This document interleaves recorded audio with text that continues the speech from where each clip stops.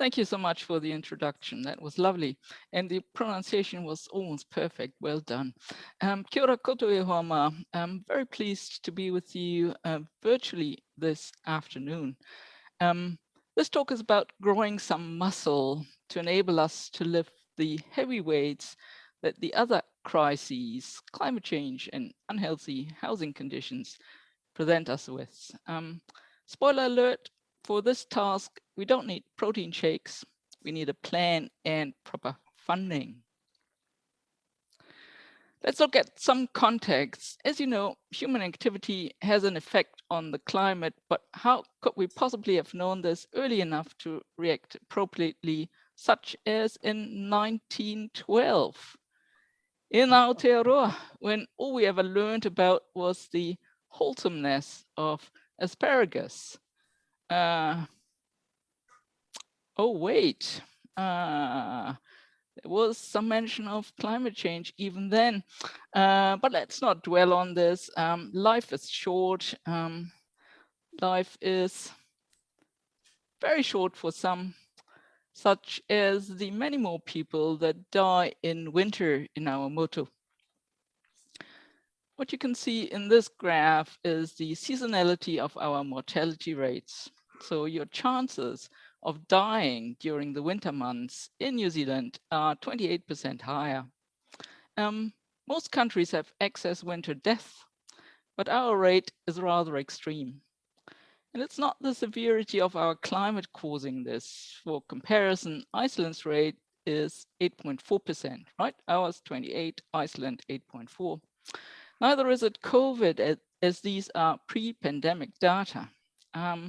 So the reason we need better performing buildings is to once again flatten the curve. We have far too high numbers of excess winter deaths, and the lack of sunshine in winter is not responsible. It's our houses. Because it's the moderate cold that kills, particularly in countries that are unprepared for winter. Yeah? Countries that don't deny winter with their building standards do comparatively well, but countries such as ours and Australia, whose politicians believe the thermal performance of buildings can be trifled with, they accept a high death toll. To counter this trend, we need change at all levels. When I researched the indoor environmental quality of newly erected houses in Aotearoa, a homeowner complained that they had asked their designers for an energy efficient house, but didn't get one. The designer replied to their request that the roof wasn't ideally oriented for solar panels and that it therefore wouldn't make sense to install any. So much went wrong here. The clients didn't know what exactly to ask for, and the designer was very confused about the meaning of energy efficiency and failed to properly advise their clients. As such, the client's aspirations weren't met, and everything remained quite vague and unresolved.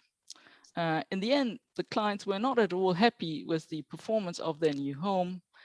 And according to the new owner satisfaction surveys that brands regularly conducts, this is a rather common occurrence.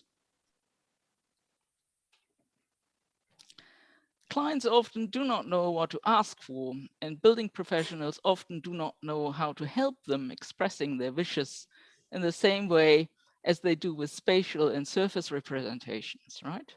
So what photorealistic renderings of a design is quite standard these days. Modeling the performance of a building is not.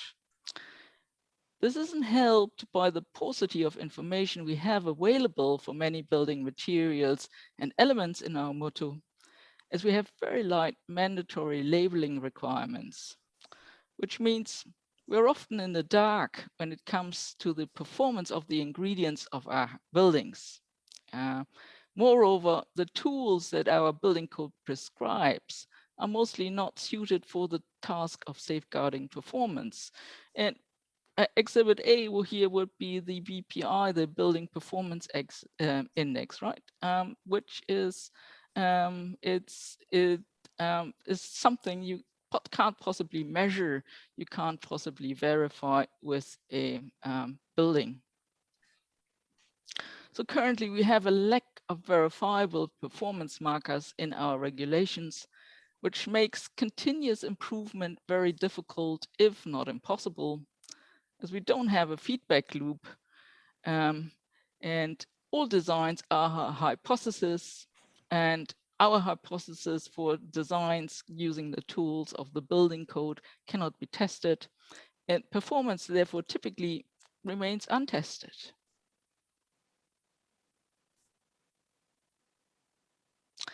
And really, we haven't gained much ground in this regard for a very long time. Max Abramowitz, the project architect of the United Nations building in New York, wrote in 1949, I'm sure many other architects are doing the same thing, and that all of us are probably repeating each other's mistakes.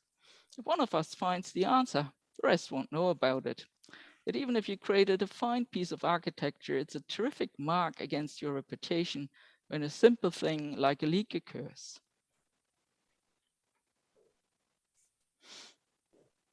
The easiest way to change this predicament would be for government to mandate the performance of buildings and to introduce robust means of predicting and measuring performance. The International Energy Agency recently analyzed that for a net zero emissions by 2050 scenario, an early policy focus on energy efficiency would triple the number of jobs created by 2030 through increased spending on building retrofits, more efficient appliances, and other measures. So here we have a win-win-win. Please note, though, that I firmly believe that net zero, while plausible on the level of societies as envisaged with this report, is the wrong goal for buildings. Yeah? Nearly zero, which is what the European Union aims for, makes a lot more sense to me as it prioritizes energy efficiency over renewable generation. Now, can we mandate steps to further the common good? Is there perhaps a precedent where, out of a public interest consideration, government mandated measures that not everyone loved? And I'm not even going into vaccine mandates here. We just know that high performance buildings have the intended side effect of saving lives. And I believe there's an excellent case to supplement the aspirational language that we have in our building legislation with requirements to credibly demonstrate how exactly a building is keeping people out of harm's way.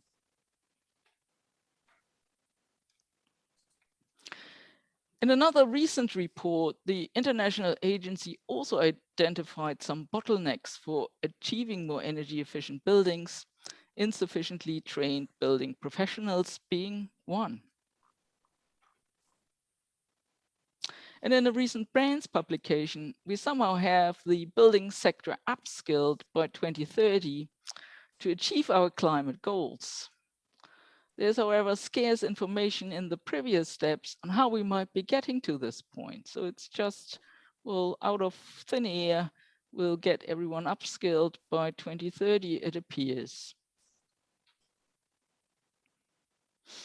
To get out of the bottlenecks and effect change, we have to work on both sides of the supply and demand equilibrium. Unless we simply take away all choice and mandate everything, which might not be socially acceptable or generally desirable. So we need to strengthen the supply, but we also need to enable the general public to make more informed decisions and to sharpen their ask. Yeah? So here's an idea what to do based on the experience with impulse programs in Central Europe. They originated in Switzerland. In Switzerland, they have binding referenda, and one referendum in 1991 mandated a moratorium to build new nuclear power stations. Consequently, government was a bit scared about energy security and saw increased energy efficiency as a way out of this. and instituted so-called impulse programs. The idea later leapt over to Germany and Austria from Switzerland. These programs aim to train professionals and raise awareness of the general population on energy efficiency matters simultaneously. Those programs were often accompanied by energy efficiency incentive programs, which created the demand. Most programs were quite generously funded and had, for example, also social scientists on board and specialists who evaluated success. Here's a graph that tracks professional training uptake and not accounting for conferences and community course providers, so that were core courses aimed at professionals. It also summarizes survey responses with 50% of participants saying they fully utilized the knowledge gained, and a further 40% saying they utilized the knowledge gained somewhat on a project. 10% said they're still regularly making use of the course materials. 30% said they wanted to book another course. There's some calculations circulating in reports where agencies try to estimate the effect on CO2 saved from these programs. But as regulatory regimes were changing over the years these programs were operating, it's difficult to attribute the significantly reduced energy use in these regions who had the impulse programs to any one factor. I was part of the management team of one of the federal state impulse programs, which was funded by federal state government and a power company, which was obliged to invest in energy efficiency initiatives following a condition in the purchase agreement in the process of part privatization of that company.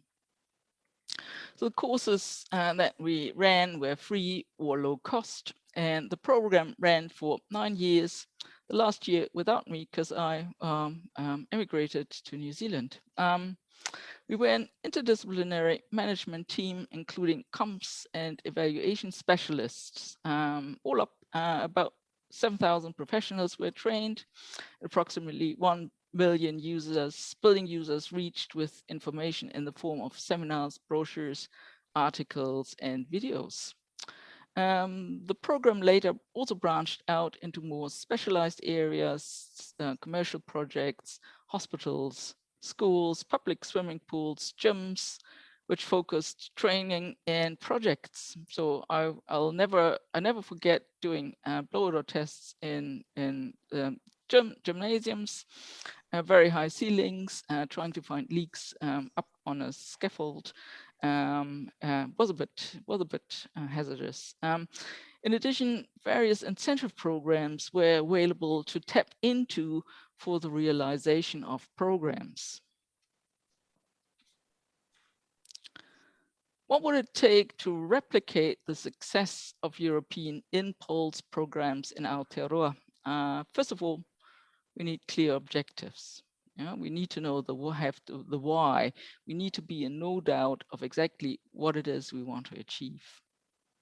Next, we need government commitment for the long run. There's no point starting this with a limited budget. There are in fact examples of programs that achieve very little because of funding constraints. So if we want to go ahead with this, then government needs to take this seriously. We need highly skilled people and operations for any chance of success, and that includes comms and evaluation specialists. The program must also be prepared to adapt to changing conditions with constant third-party evaluation and fine-tuning. For example, that might sound trivial, but we changed the caterer midway in an event series, and that had a perceptible impact on engagement.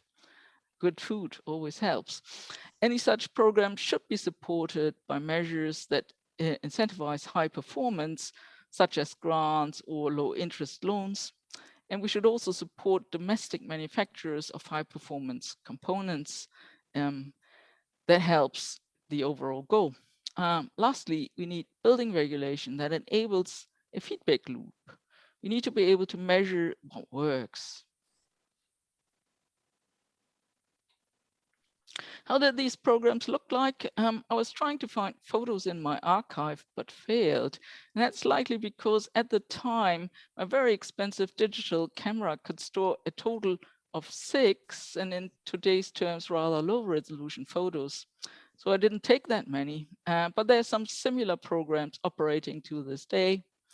And while the Central European Impulse programs are now either completed or shifted focus to more specialized areas, other initiatives popped up in Eastern European countries. For example, there's Train to Nearly Zero Energy Building project financed by the European Union, which aims to provide world-class training on energy efficiency and renewable energy use in buildings with a set of training centers in Eastern Europe. It's mostly centered on improving the knowledge and skills in the construction center for the design and construction of nearly zero energy buildings based on the Passive House standard. So it doesn't have the component of the overall upskilling or overall lifting the building science literacy of the general population. Those training centers or building knowledge hubs form an international network and provide training on the curricula developed under the European Build Up Skills Initiative. Northern Ireland recently introduced Skill Up, which is not aimed at high performance buildings in particular, but tertiary providers are utilizing available funding from this program to offer targeted training within that framework. So for example, they're offering now for free Passive House tradesperson courses. We can't do this in New Zealand. We'll have to charge for them because there are no such programs. But I would love offering our programs for free if there was funding available. So apart from training hubs in the main centers, there are also a few rural training centers in operation. And I fondly remember sitting around a campfire at night with other participants in this rural training center after learning during the day how to account for hydrothermal performance of building elements using the latest tools. The United States also have high performance building training centers and initiatives. There are a couple of photos of what they're doing there, so quite hands-on, doing things, listening to seminars, and then, well, applying what you've learned in the real world, so to speak.